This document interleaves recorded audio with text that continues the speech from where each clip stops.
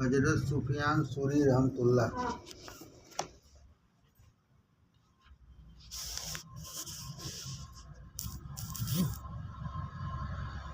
सुफियान सूरी रहमतुल्लाह निधन 161 हिजरी, स्थान बसरा। आपने एक दिन हातम रहमतुल्लाह से फरमाया कि मैं तुम्हें 4 बातें ऐसी बताता हूँ जिनसे जनसाधारण अनजान है। पहली बात यह है कि लोगों को बुरा कहना और उन पर आरोप लगाना मानव को अल्लाह की याद से बेसुध कर देता है। समझ में आल? पहला यह है कि लोगों को बुरा कहना और उन पर आरोप लगाना मानव को अल्लाह की याद से बेसुध कर देता है। दूसरी बात यह है कि किसी की उन्नति पर ईर्ष्या करना मानव को अल्लाह का नाशुक्रा बना देता है। तीसरी बात यह है कि हराम माल जोड़ने से परलोक और उसका ध्यान मन से बिल्कुल भूल जाता है। तीसरा यह है कि हराम माल जोड़ने से परलोक और उसका ध्यान मन से बिल्कुल भूल जाता है। चौथी बात यह है कि अल्लाह का डर दिल से निकाल देना और उससे आशा न रखनी, इससे कुफ्र अनिवार्य होता है। यह चारों बातें बहुत महत्वपूर्ण और आवश्यक है। आपने यह भी बताया कि 4 व्यक्ति सारी दृष्टि में सम्मानित और विशेषता लिए होते हैं। आलिम जाहिद, वह विद्वान जो केवल अल्लाह की प्रसन्नता के लिए भक्ति करे और उसी से डरे। फकीह सूफी, वह दुर्वेश जो शराअत के नियमों से भली भांति परिचित हो। माजदार मुतवाज़े, वह धनवान जो निर्धनों के साथ भी समानता का व्यवहार करे और उनकी सहायता करे। दुर्वेश शाकिर, वह दुर्वेश कि जो प्रत्येक परिस्थिति में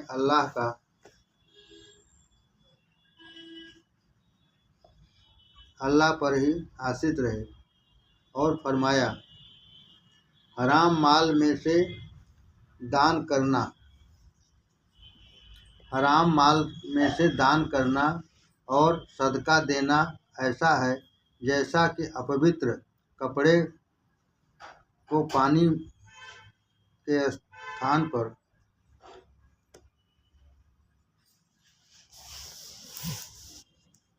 रक्त से धोया।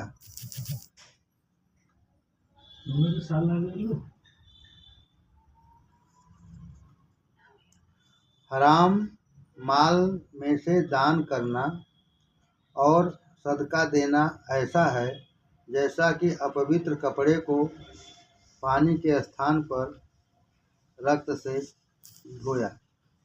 और फरमाया मानव का सद्भाव अल्लाह के क्रोध को ठंडा करना है। फरमाया मानव का सद्भाव अल्लाह के क्रोध को ठंडा करना है। यकृत जल गया।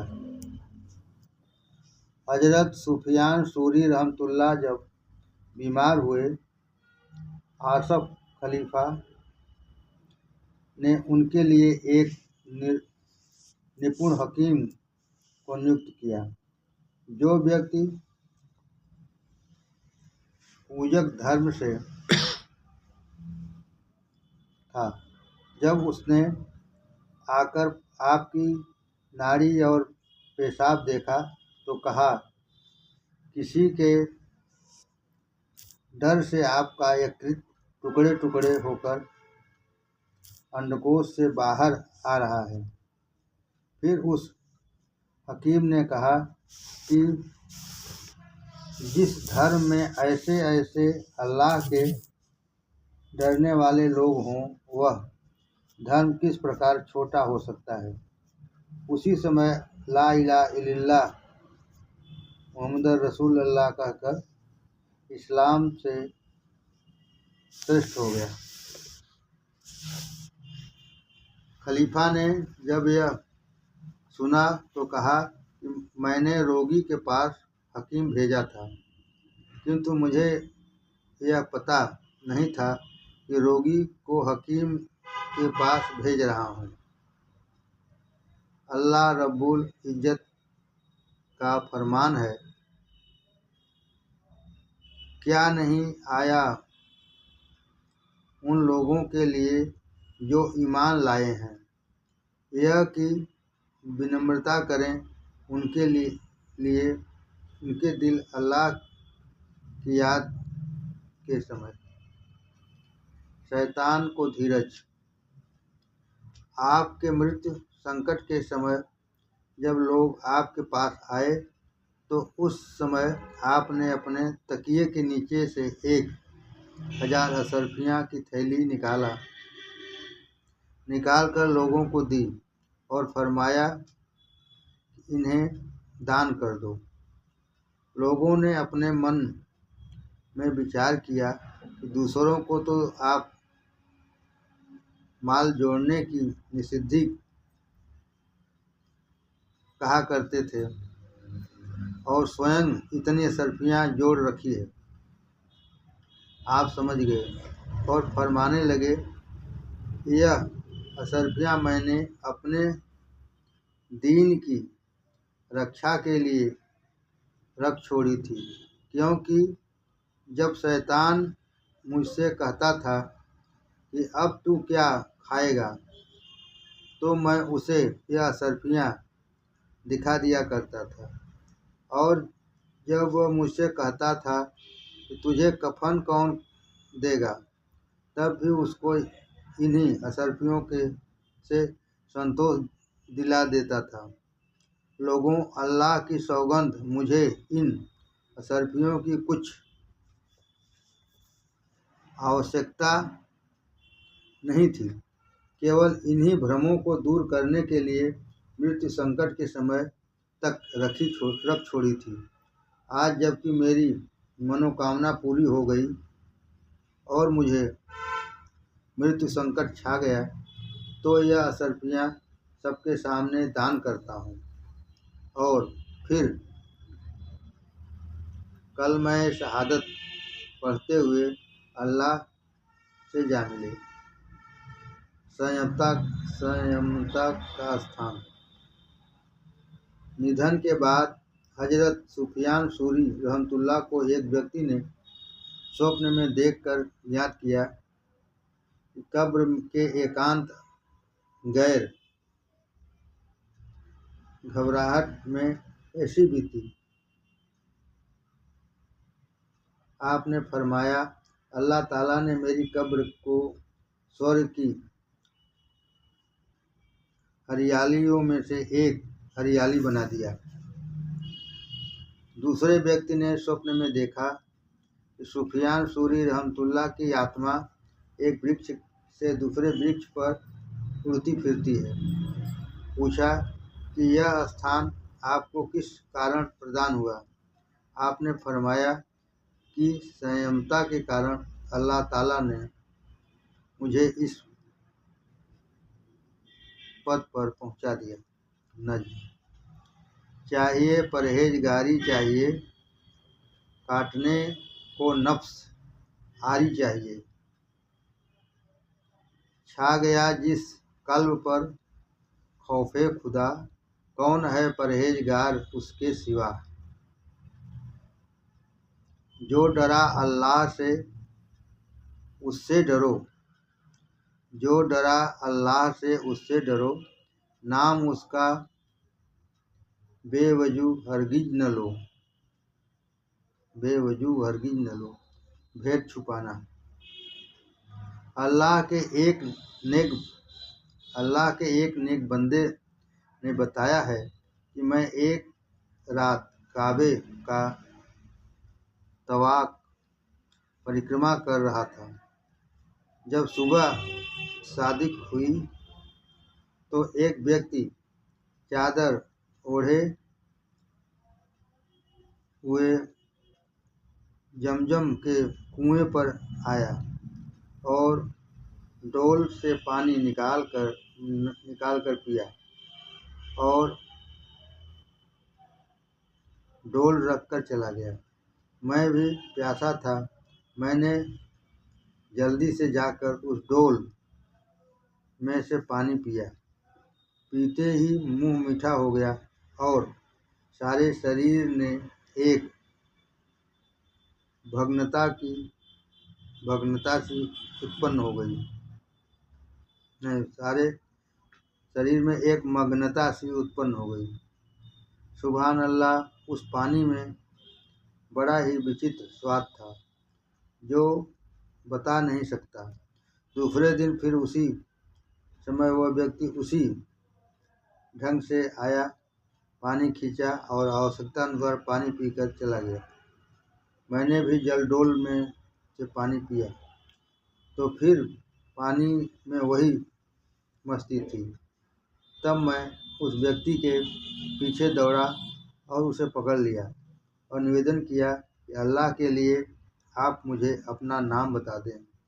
तो उन्होंने फरमाया, मैं सुफियान सूरी हूँ, किंतु किसी से यह भेद न खोलना।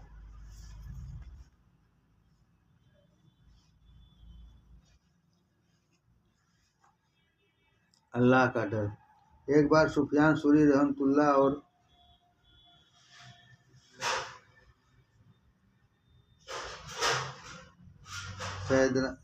सैवान राई रहमतुल्लाह सह यात्री हुए। जब जंगल में पहुंचे तो देखा कि एक शेर खड़ा है। उन्हें देखकर दहाड़ने लगा। सुफियान सूरी रहमतुल्लाह ने बताया कि मुझे कुछ डर लगा और मैंने कहा कि हम दोनों खाली हाथ हैं।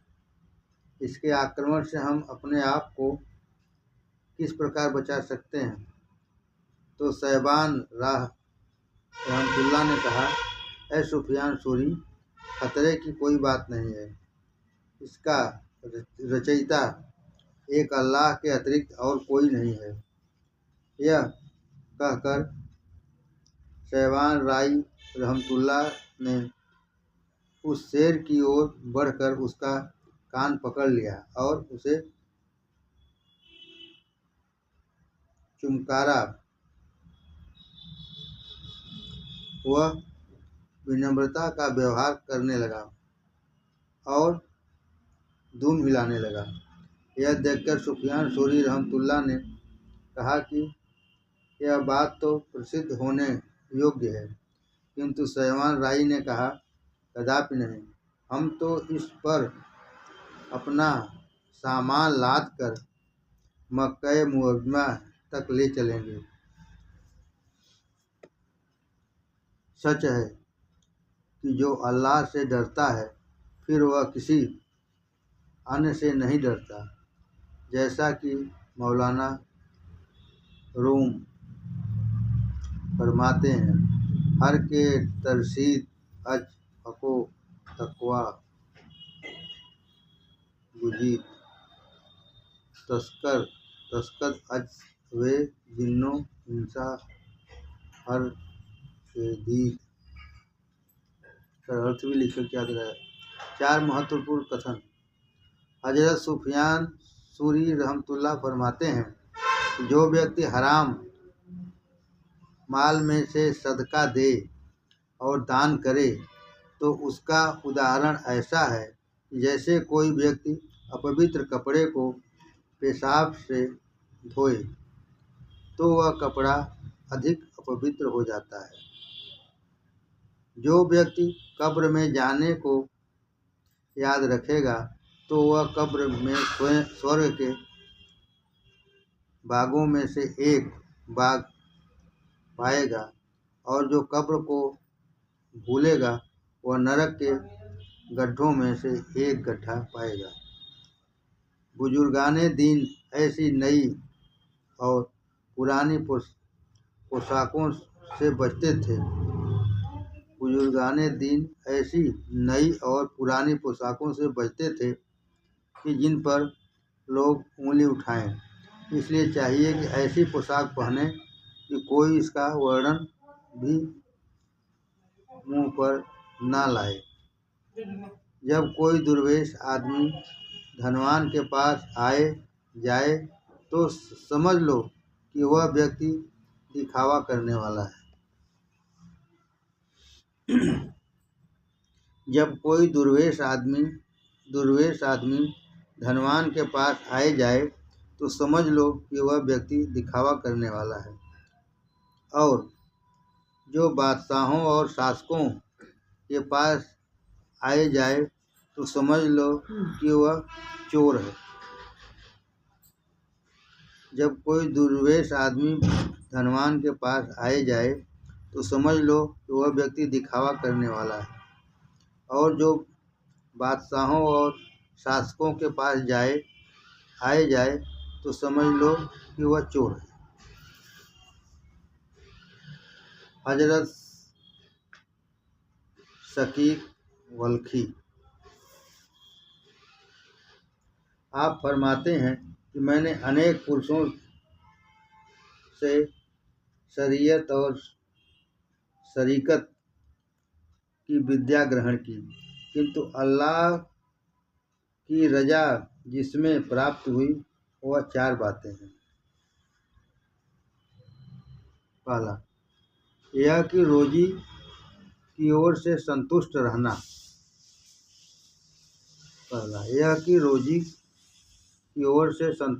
दूसरा, यह कि सभी कर्मों में यह विचार शुद्धता से होना कि यह काम केवल अल्लाह के लिए है, अर्थात उसमें किसी से कोई लोभ न हो। तीसरा, यह कि शैतान और आत्मेच्छा को अपना शत्रु समझना। चौथा, यह कि परलोक सामग्री जोड़ना। एक दिन हजरत शकीक वल्खी रहमतुल्लाह समरकंद में वज़् कर रहे थे कि एकाएकी आवेश में आकर लोगों को संबोधित किया और फरमाया कि लोगों, यदि तुम मुर्दे हो तो आकर कब्रिस्तान आबाद करो, और यदि तुम बच्चे हो तो जाकर पाठशाला में अध्ययन करने बैठो, और यदि तुम पागल हो तो पागल खाने में जाओ, और यदि तुम काफिर हो तो कुक्रिस्तान में जाओ, और यदि तुम मुसलमान हो तो इस्लाम का मार्ग अपनाओ, अर्थात इस्लाम की बातें सीखो, नसीहत ले लो। एक काफिर ने आकर आपसे कहा कि आप अल्लाह के पुजारी होने का दावा करते हैं, जिसमें आप यह भी कहते हैं कि हमने अल्लाह का तवक्कुल किया है। ऐ शफीक, इससे तो यह बात व्यक्त होती है कि आप अल्लाह की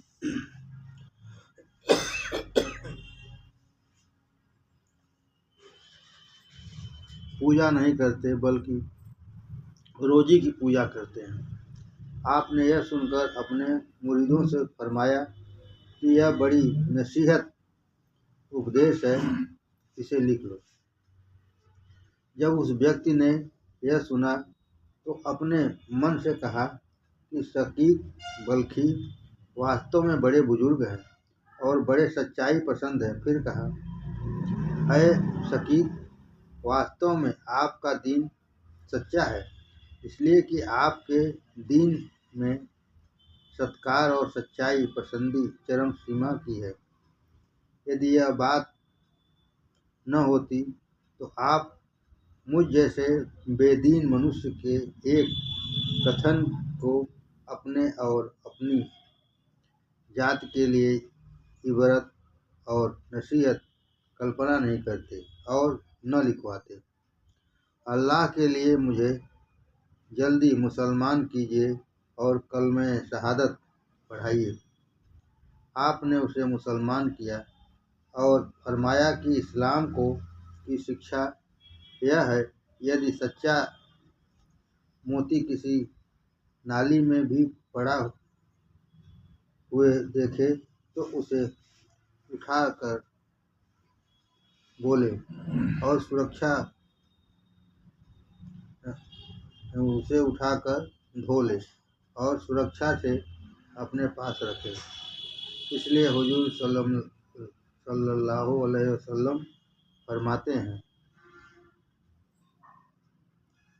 बुद्धिमती और नसीहत ईमानदारी की एक प्यारी और चहेती वस्तु है, अतः चाहिए इसे न छोड़े, यद्यपि वह किसी काफिर के पास से ही क्यों न हाथ लगे।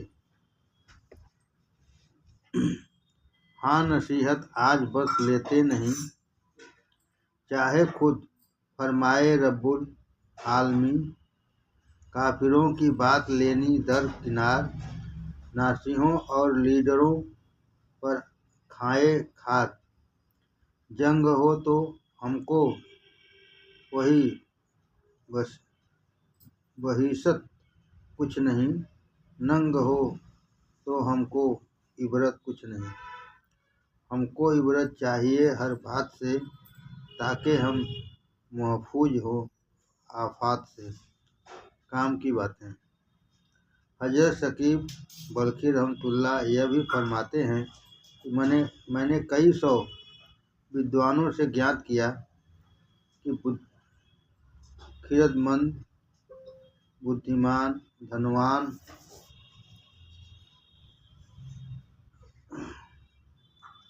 साधु, कंजूस किसको कहते हैं।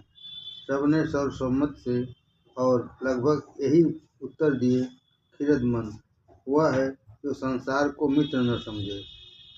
दौलतमंद वह है जो उसके भाग्य में पहले दिन लिख दिया गया है उस पर राजी हो। दाना वह है कि जिसे संसार धोखा न दे सके। दुर्वेश वह है जो अधिकाधिक की मांग न करे। वकील वह है जो धन को अल्लाह के लोगों से अधिक प्रियतम रखे। वकील वह है जो धन को अल्लाह के लोगों से अधिक प्रियतम रखे और किसी को न दे। आप फरमाते हैं, निर्धनता और फकीरी में 3 उपहार प्राप्त होते हैं। पहले यह कि मन निश्चिंत रहता है, दूसरे यह कि शरीर सुख से रहता है, तीसरे यह कि हिसाब में सुविधा होती है। इसके विपरीत धनवान होने में 3 प्रकार के द्वेष हैं। पहले यह कि हृदय को सांसारिक झंझटों से किसी क्षण भी अवकाश प्राप्त नहीं होता। दूसरे यह कि जीवन प्रति समय खेद और पीड़ाओं में ग्रस्त रहता है। तीसरे यह कि हिसाब में कठिनाई होती है। पहले यह कि हृदय को सांसारिक झंझटों से किसी क्षण भी अवकाश प्राप्त नहीं होता। दूसरे यह कि जीवन प्रति समय खेद और पीड़ाओं से ग्रस्त होता है। तीसरे यह कि हिसाब में कठिनाई होती है। आपने यह भी फरमाया कि सब बातों से अधिक अतिथि को प्रिय रखता हूँ। आपने यह भी फरमाया, सब बातों से अधिक अतिथि को प्रिय रखता हूँ, क्योंकि आतिथ्य का प्रतिफल अल्लाह ही जानता है कि वह कितना अपने बंदे को बेहिसाब प्रदान फरमाएगा,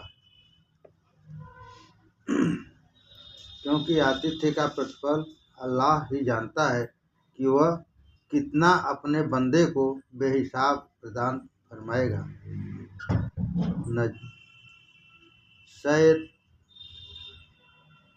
सैयदुल कौनैन का इरशाद है, तेरे हमसाये में जो आबाद है वो तेरा भाई है, बस ए नेक तू आबरू उसकी है तेरी आब्र। मुझसे जबरीले अमी फरमा गए, हक़्क़े हमाया अभी पर फर्ज है। सच्चे विद्वानों की सच्चाई। मोमिन मुसलमान के लिए आवश्यक है कि वह दीनदार विद्वानों की खोज में रहे और उसकी संगति में बैठे, उनका वअज़ और नसीहत सुने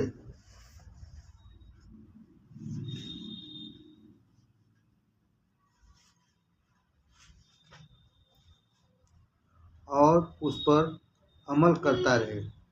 बेदीन विद्वानों की संगत से बचता रहे कि वे संसार के लोभी होते हैं और इसीलिए सच बात कहने का उसमें साहस नहीं होता। दीनदार विद्वान वही है जो कुछ लालच न करे, न्याय करने और सच्ची बात कहने से कदापि न चूके। हजरत शकीक बल्कि रहमतुल्लाह की घटनाओं में लिखा है कि आप एक दिन खलीफा हारून रशीद के पास गए तो खलीफा ने उनसे पूछा कि क्या शकीक जाहिद तुम ही हो? आपने उत्तर दिया कि मैं तो शकीक हूँ, जाहिद नहीं हूँ। हारून रशीद ने कहा, मुझे कुछ नसीहत कीजिए। और शकीक रहमतुल्लाह ने फरमाया कि तुझे अल्लाह ने हजरत अबू बकर सिद्दीक रज़ियल्लाहु ताला अन्हु के स्थान पर बिठाया है। तुमसे सच्चाई की ही व्यक्ति होनी चाहिए जैसी उनसे होती थी। तुम हजरत उमर फारूक के स्थान पर बिठाया गया है। तुझे सच और झूठ में ऐसा ही अंतर करना चाहिए जैसा कि उन्होंने किया। तुझे उस्मान अन्हु के स्थान पर बिठाया गया है। तेरे अंदर ऐसी ही लज्जा होनी चाहिए जैसी कि उनमें थी। तुझे हजरत अली मुर्तज़ा के स्थान पर बिठाया है। तुझसे विद्या और न्याय होना चाहिए जैसा कि उनमें था। यह कि सुनने के बाद खलीफा हारून रशीद ने कहा कि बहुत उचित, अल्लाह ताला मुझे ऐसा करने का साहस प्रदान करे। इसके बाद खलीफा ने निर्देश दिया कि कुछ और नसीहत फरमाएं। शकीक बल्खी रहमतुल्लाह ने फरमाया, अल्लाह ताला की एक शरा पड़ाव है, उसका नाम दोजख है और अल्लाह ताला ने तुझे उसका द्वारपाल बनाया है और तुझे 3 वस्तुएं दी हैं, एक तो बैतुल माल, दूसरे तलवार, तीसरे कोड़ा।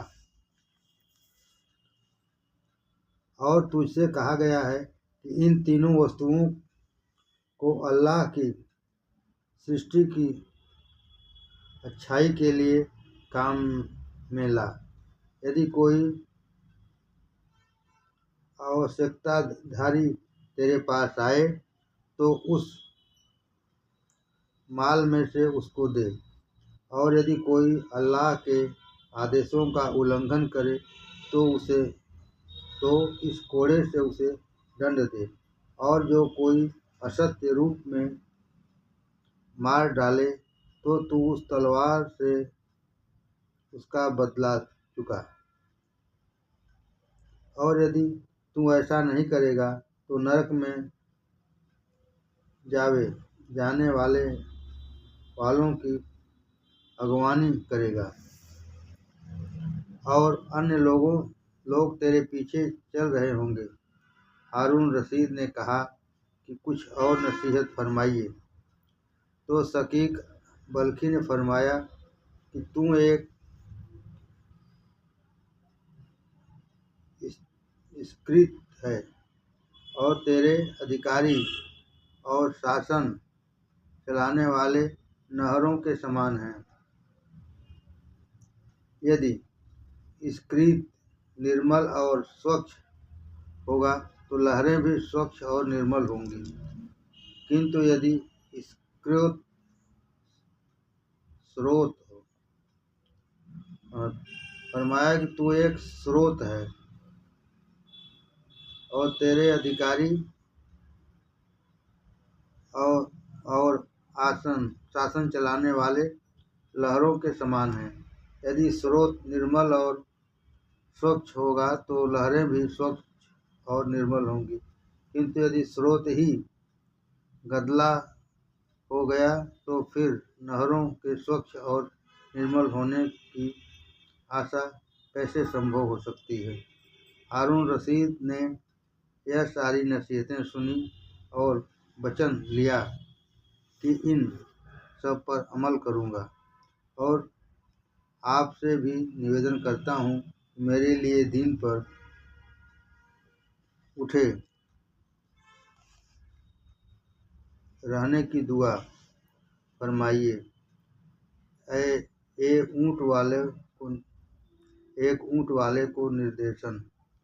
हजरत शकीक बल्खी रहमतुल्लाह प्रायः दजला नहर के तट पर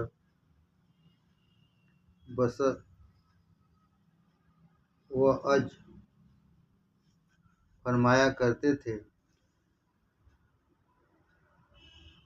इराक के काफिले का एक ऊँट वाला आपकी सेवा में उपस्थित हुआ और निवेदन किया, मुझे कोई ऐसी बात बता दीजिए कि यात्रा में और घर पर भी मेरे काम आए। आपने फरमाया 3 बातें याद रख। अल्लाह ताला फजलो करम, श्रेष्ठता और दया दोनों से जग में सुख पाएगा। एक तो यह कि जो अपने लिए चाहे वही अपने स्वामी के लिए पसंद करे। दूसरे यह कि जिस वस्तु की तुम्हें आवश्यकता हो वह स्वामी से मांगिए। तीसरे यह कि जो कुछ तुझे अपने स्वामी से मिले उस पर राजी रहिए। फिर बहुत अवधि बाद हजरत शकीक बल्खी रहमतुल्लाह ने देखा कि वही ऊँट वाला पानी पर चल रहा है।